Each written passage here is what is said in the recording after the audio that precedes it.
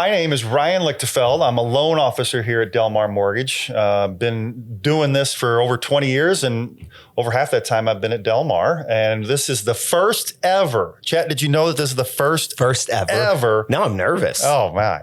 Delmar Mortgage podcast. And today what I'm going to do is I'm going to interview a good friend and colleague, Chet Heilman, and I'll let him introduce himself and tell him why he's here. Yeah. So I am Chet Heilman. Thanks for having me here for the first ever podcast. I'm excited about it. I have been in the mortgage business since 2006. Okay. It's a long time before the collapse and the boom and the pandemic. So we've seen a lot. A lot of my experience has been with renovation.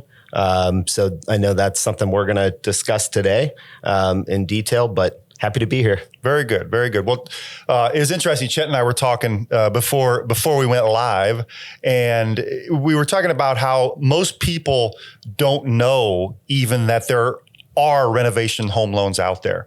And I could tell you why. People sometimes ask why to you, I know, and I could tell you why. And that's because people like me don't want to do them. Other loan officers don't want to do the amount of work that it takes to do these renovation loans. But you're an expert in them. You've been doing them forever and you love doing them. That's just a niche that you have that we're lucky to have here at Delmar. Yeah. It's funny you mentioned that. And, we touched on it, but so many conversations I have with clients who either find a house that's listed and it needs renovation work. They don't have the money. So they're saying, how else can I get this money? How can I give this house a facelift? They don't know. Yeah. Or for existing homeowners who are thinking, should we finish a basement? Should we add an addition to a house? Or should we move? This is a perfect product for both of those. And I would say most mortgage companies are not offering the product at all. So it is a niche, but there's ways to streamline this and make it easy for loan officers, but also for the consumer. It's not something we should be scared of, and it's a tool that we really should utilize. Well, very cool. Like I said, we're lucky, certainly lucky to have you here at Delmar, because I know I lean on you a lot for questions and for clients who are looking to get this type of loan. So let's get to the basic. Okay, what is it? What you're purchasing a house. You touched on refinancing, and we'll get into that later. But you're purchasing a house, and you want to get this renovation loan. So touch on the basics of what we're actually talking about. Yeah. So the basics, and then I'll kind of weave into this a little bit, but really what you're looking at is one loan, one mortgage that covers your purchase, so the price of the home, plus your renovation. Okay. Now the renovation could be small. It could be $25,000, $20,000, or it could be $250,000. So there's really not a limit here to what you're going to be able to do. But the big difference, a lot of products lend on the current value. Okay. This is important. The HomeStyle renovation, the 203K, the lending takes place based on the after repair value, what we call our ARV.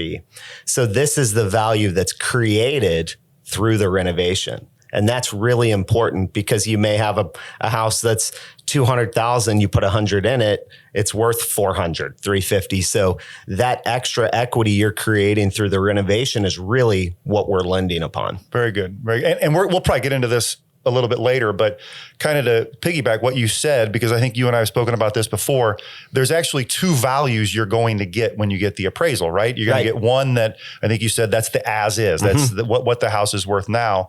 And then the ERV, correct? ARV. Yep. Sorry. So your after repair value is really what's going to tell you, can we do this loan? Is what we're going to add to this home, the improvements that we're making, going to increase the value?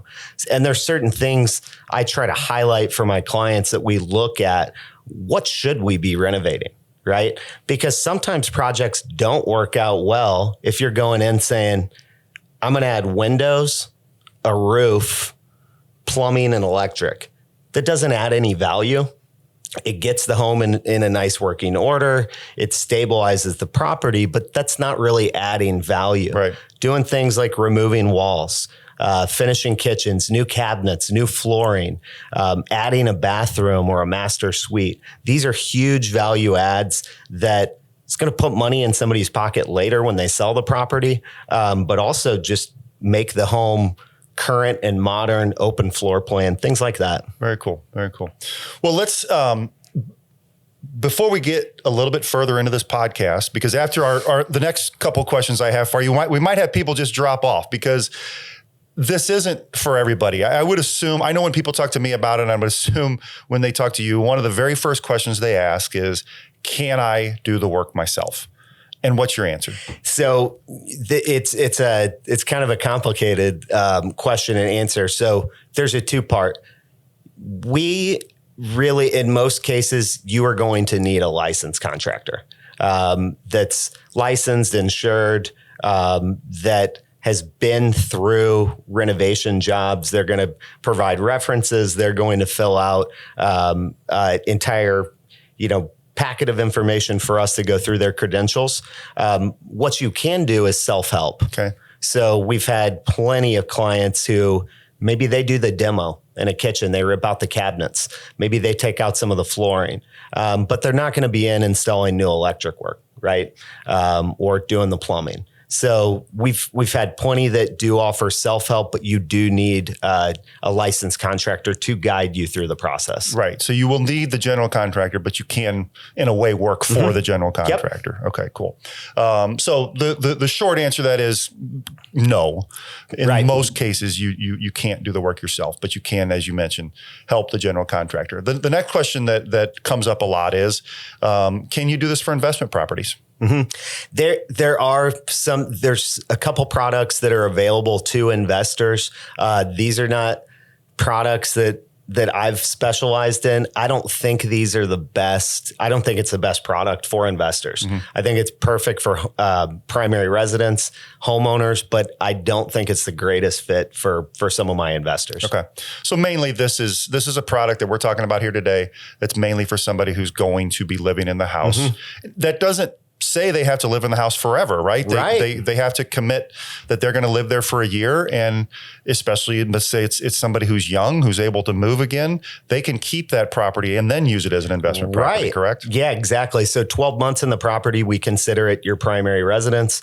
But yeah, I've had plenty of clients who have purchased, gone through the renovation. After a year, they either flip the property or it's a part of their rental portfolio and they do it again. Those are people we call house hackers. And that's been, really, really popular over the past probably 5 to 10 years. We've seen more and more of that. Very cool. So you had mentioned a couple products earlier and their names for what they're called. And the one you mentioned that I know more about, and I would say most of the public knows more about, is a 203K. Okay. And that's an FHA product. Yep. What I didn't know before talking to you is that that's one product, but you can do a conventional home renovation loan also, correct? Right. Yeah. I love so there's the FHA 203K, like you mentioned, and that's probably what most people have heard of. And I think if you start to Google search or AI search, you're going to get a lot of feedback on the 203K. Mm-hmm. But the HomeStyle renovation works exactly the same way, but it's a conventional version. So for folks that maybe they have higher credit scores, they're above 720s. These would be folks that I'm going to start to lean more towards the HomeStyle because the interest rate, mortgage insurance, and some of those other pieces are going to be friendlier. Okay. But there's great options for folks from 620s to 640 credit scores all the way up to in the 800s. Okay. Very good. Very good. I appreciate that. So let's get into a little bit more the nuts and bolts of the product. So down payment, I would assume there's a down payment required, right? And tell us a little bit about that. Yeah. So the down payment for the FHA 203K, the down payment is always going to be a combination of your purchase price plus renovation cost. So that combination for FHA is 3.5% down. Generally speaking, with the HomeStyle, we're going to look at 5% down. tend to see better numbers, especially as it relates to PMI or mortgage insurance. There's some options for 3% down conventional home style loans as well. Okay, very good, very good. So, just to kind of give people a picture of what they're looking at, let's just keep it simple. The purchase price is $150,000. They plan on doing $50,000 of work to the house. In that case, for the FHA option that you mentioned, they're going to have to put $7,000 down. Is that accurate? Okay. Yep. So their loan amount that they can use for the down payment, for the purchase price as well as the work is going to be a total of about $193,000. Correct. Very good. Very good. Okay, cool. Perfect. So tell us a little bit about the process. So they get pre-approved just like anybody else does, right? And you're going to walk them through that. Tell us about the general contractors. Do you have people that are approved? Can they bring somebody to you that you can help get approved? Tell us a little bit about that leading up to getting the contract. Yep. So first step is, like you mentioned, with the being pre-approved. What do you qualify for? Our goal with any of our clients is we complete a full financial review before you're ever out looking at a home. We want to eliminate surprises so that you don't get a phone call, and it happens all the time. You get a phone call 2 weeks into your contract and whoever's helping you didn't review your tax returns. They didn't look at your pay stubs. Now you don't qualify. So that's step number one, is like, let's get the anxiety out of this process. Let's make sure you're rock solid. And also looking at, well, how much do we think we're going to borrow here too? So if somebody says, hey, I'm thinking 250, we're going to try to approve you for more, just to give us some flexibility in case you get into this renovation, you need to add more to your project. You don't have a budget issue. From there, I have a company in the St. Louis metro, a contracting company called St. Louis Property Pros, that I love. I've had really good luck with them. But we can bring in anybody's contractor. They do have to have license. They do have to have insurance, and they have to provide some references. Other than that, we're happy to work with anybody's contractor that they've worked with in the past or has been referred to them as well. Very good. Very good. Okay. So they're pre-approved. They find the house. They've talked to their own general contractor or somebody that you brought to the table, and they put in their offer and they get it accepted. Okay. Tell us a little bit about what happens from there. Yeah. So one of the important things to discuss with the real estate agent that the clients are working with are the timelines and having good expectations, because there's more moving parts. Yep. And some of the loans, if you're talking about a pretty deep renovation project that's going to be extensive, we like to have 60 days to close. Okay. So we ask for on or before 60-day closings. So they've got the house under contract. The first thing that's going to happen is the contractor walks through the property with the client. Most contractors do not want to walk through the property until you have it under contract. Makes sense. As you can imagine, they get drug out to a bunch of property and you don't ever get it under contract, and they're wasting lots of time. That contractor may need plumbers. They may need electrician. They may need a roofer in. So all of these people may need to come into the property to work on this bid. Once the bid is put together, that is then provided to our team. The next step is to order the appraisal. So the appraiser is, like we touched on, they'll provide the as-is value. But what we want to know is, what is this house going to be worth once this work is done? So that appraiser is getting the bid, walking through that bid, sometimes calling the contractor to discuss what kind of materials, what kind of flooring. All of this could increase the value or change values. Okay. And that ARV, I got it right this time, I think. That ARV, that's the value that is more important to us, because that, going back to our scenario earlier, because I think we've touched on this before, if the purchase price is $150,000, they're putting $50,000 into it. So they need $200,000. Okay. They're putting their $7,000 down. They're borrowing $193,000. That ARV needs to be for at least $200,000. Is that correct? Okay. Yeah. Yep. And in most of the projects, you're going to create at least $25,000 or $30,000 of equity. Correct. And you're going to help them with that. You touched on that earlier on here's things you need to do in order to make sure the value is there. I do. And I think one mistake that I've seen folks make in the past is they don't do enough on the project. They leave important pieces out. Like, once you're in this, you're paying the closing costs. Yeah. You're going through the process. What you don't want to do is 6 months to a year later say, I wish we would have added a bathroom in the basement. Something like that where it's pretty minimal, because you and I know when you borrow an extra $10,000, it's $62 a month in payment. But it's hard to come up with 10 grand to throw at something on your own. So that's a big conversation I have with folks is let's make sure we're doing enough here. I don't want to make you spend more money, but I don't want you to regret being cheap the first time through when you could have finished things and really had this place done the way you wanted it. Right. Fantastic. All right. So we've talked about getting the contract. Now we go to closing. Okay. Closing is a normal closing, right? Is there anything special with it? No, typical closing. So the construction and renovation work happens after you close. Closing. You have up to 12 months to finish the construction. I would say the majority of projects are completed in 3 to 6 months. Sometimes what we've run into are the contractor may not be able to start for a month, if they're finishing up a job.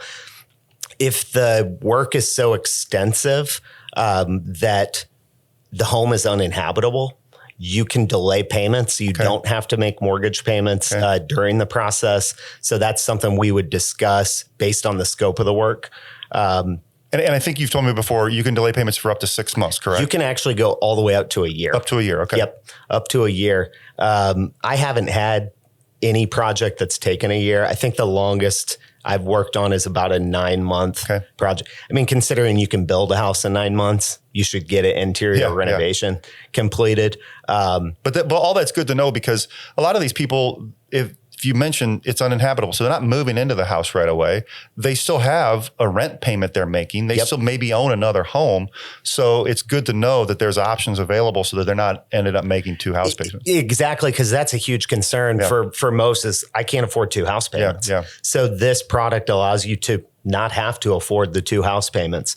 Then one thing I'll mention as well, and maybe I'm jumping ahead, but along with just the renovation funds for the project, there's also what we call a contingency fund, which is typically about 15% of your construction cost is additional. It's a slush fund. It's an emergency fund that sits there. So in the event you open up a wall and find out we've got termite damage here, we need to replace this, you've got emergency money built into the loan. Also, sometimes you get into a project and think, and it went well, it was on budget, but you go, man, I wish we would have done a patio pour. I wish we would have added the deck on the back of the house.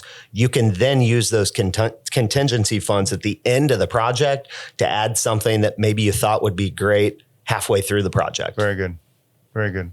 Okay, so distribution. So again, going to closing, $150,000. The seller gets their $150,000. Now there's $50,000 out there. So does the contractor get a check for $50,000 on that date, or how does that work? Good question. So for anybody that's had great experiences with contractors or not so great experiences with contractors, one of the common threads is we gave them money and we never saw them again. Right. So we don't do that. They can get up to 50% of the material costs up front. Okay. So they can go buy the materials, get the wood, get the materials they need to start completing the job. The job is, and the renovation project is completed in phases. So phase 1 may be the demo of the kitchen and bathroom. They then send pictures. They can load them up to an app, or we can have a HUD inspector who's on site and coming each time that a phase is completed. They're essentially signing off saying the work meets occupancy requirements. We have permits pulled. Then a distribution is sent. A portion of that fund is sent to the contractor and the client, who both sign off on the check. At the end of the project, we hold back the remaining 10% payment for a final inspection to make sure all the work's been completed. And the client yourself is saying, no, we're not happy with this. This wasn't finished. Don't pay him until it is. Okay. So there's some control there that I really like. That's great to know. Well, cool. Well, so you talked about inspections. I know there's the appraisal. I assume, and we want people to go in with eyes wide open to this type of product. Are the fees more expensive on a 203K or a conventional renovation loan than they would be if somebody was just buying a house that was turnkey? Yep. Good question. And I think this is one of the bigger surprises that a lot of my clients have had. There are more fees. There's more people involved. Yeah. Right. So if a HUD inspector is coming out 4 times to do re-inspections, they're going to charge you for it. If the appraiser is going to come out a couple different times for photos, there'll be a charge. Additional things could be architectural fees, if you need architectural drawings. But in most cases, I would say these loans are $2,500 to $3,500 more. And that's it. Okay. In costs. Okay. Very good. Yeah. Where people, usually the remark I hear is, I thought it was going to be like 10 grand more than a normal loan. So it's really reasonable. Very good. And a couple of other things before we wrap this up, but you had also mentioned there's some things you can't do, right? But it's a short list and an easy list to name. What are the things you can't do with these types of loans? Good question. And I mentioned interior finishes, but also don't forget that this product's great for exterior finishes as well. I've had clients who have done extensive landscaping that adds tons of value. Building garages, privacy fences, whether it's siding, things you can't do. No pools or hot tubs. So gonna have to figure out how to buy those on your own. Pretty short list. Yeah, pretty short list. But anything else, I've had people do geothermal heating. I've had people do heated flooring, pretty extensive luxury type items are still going to work. Just no swimming pools and no hot tubs. That's it. Yep. Well, cool. Well, I think we've touched on a lot of things here. I want to ask one more question, and then I want to give you the opportunity to point out what I missed. But these can be refinances also. Yeah. Tell me a little bit about that. Yeah. So it's another one.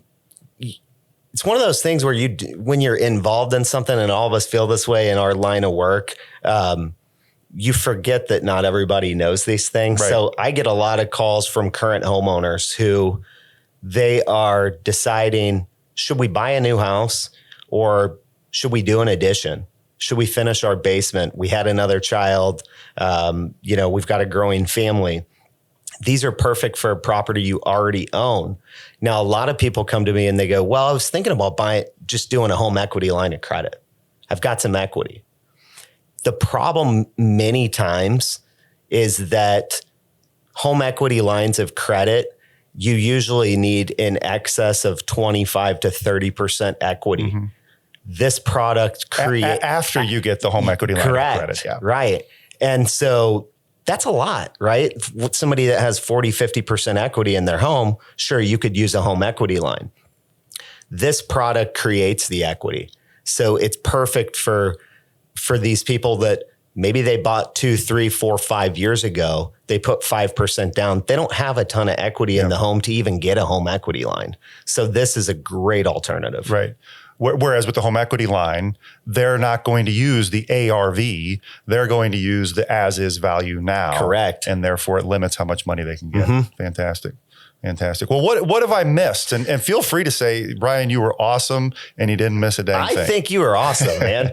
Especially first podcast, right? First podcast ever. No, this was great. I don't see any glaring. I was going to touch on the refinances. Yeah. Really. You can do this. I think you can do it on multifamilies as well. So as long as you're going to live in one of the if you're going to occupy one of the units. So we do a lot of business in South City, St. Louis City, where we've got a lot of multifamily property. Young people can come in and live in half, rent out the other half. And sometimes, those can be really, really cool projects. So multifamily, I wouldn't leave out. Let's see. I think there's not really a project that's too small. Right. For a lot of these, I would say most are over 25,000. Okay. But I think it's always worth a conversation with either one of us about, does this make sense to take on a project like this? Very good. Very good. Well, Otherwise, man, I thought you did great. Well, thank you very much. This has been awesome. As I mentioned at the beginning, we're so lucky to have somebody who is such an expert on these loan programs, because what I do personally, when somebody calls me and wants to do this type of program, I know that I'm not going to be very good at it. And I know Chet is going to be. So we make sure that Chet works with our buyers when they want to do one of these products, because he just does such a great job on it. I appreciate He's that. an expert, been doing it a long time. So thank you so much. Absolutely. First Thanks ever for having me. Delmar Mortgage podcast. And that's a wrap as far as I'm concerned. Signing out.